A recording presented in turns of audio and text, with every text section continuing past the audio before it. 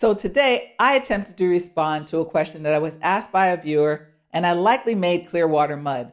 And that question was from an individual who had worked at one location for an entire 10 years.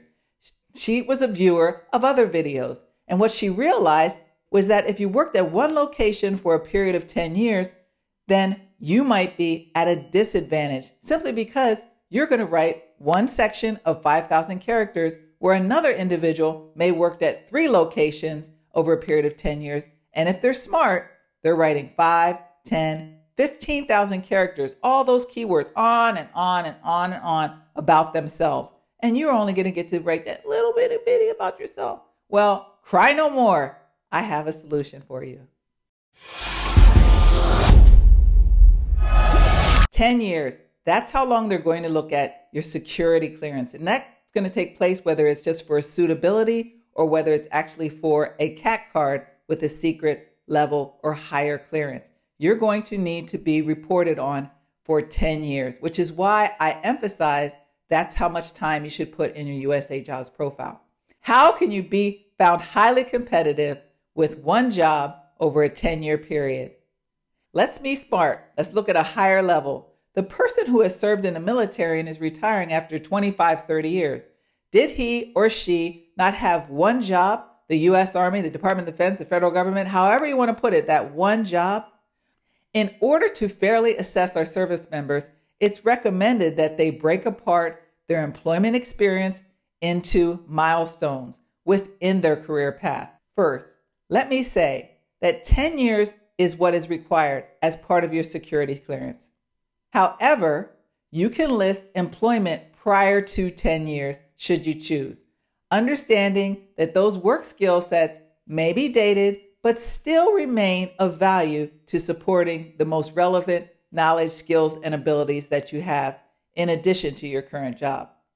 It's my suggestion that as a civilian who has worked in a location for a significant period of time, that you too identify milestones within your career and break it into 2 segments.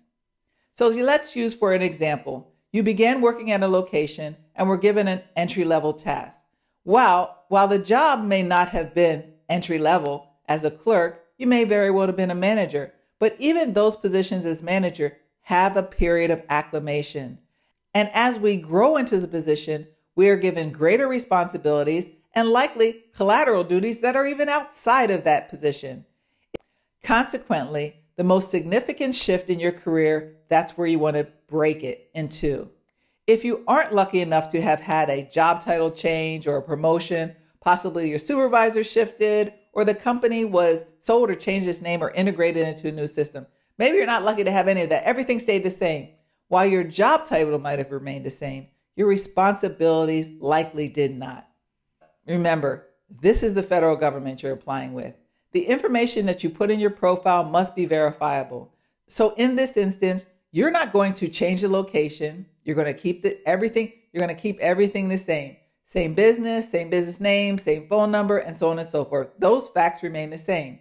You're simply going to add a 1 after the title of your position. Whether you was management or you was entry level, what you're going to do is write your job title and then put a 1 after it. And then for the next position, after you split it, you're going to put a 2 after it. You're simply going to distinguish the 2 sections that you broke off. So the 5 years here and the 5 years there. Not saying that they're 2 different locations because we know they're the same. The 2 distinct portions of your work. So section 1, you're going to be talking about the things that are relevant to you when you first started in the job. And then section 2, you're going to write about the things that you took responsibility are that should be management-like positions. That where you identify that 1 and when you identify that 2 is simply an indicator for you to show that you worked at the same place but took on additional responsibilities. There is absolutely no value in splitting up a job in 2 if you're going to convey the same work duties, which takes us back to the example that I gave you in a video where I talked about a cook who had worked at 3 different jobs. Please take a look at it.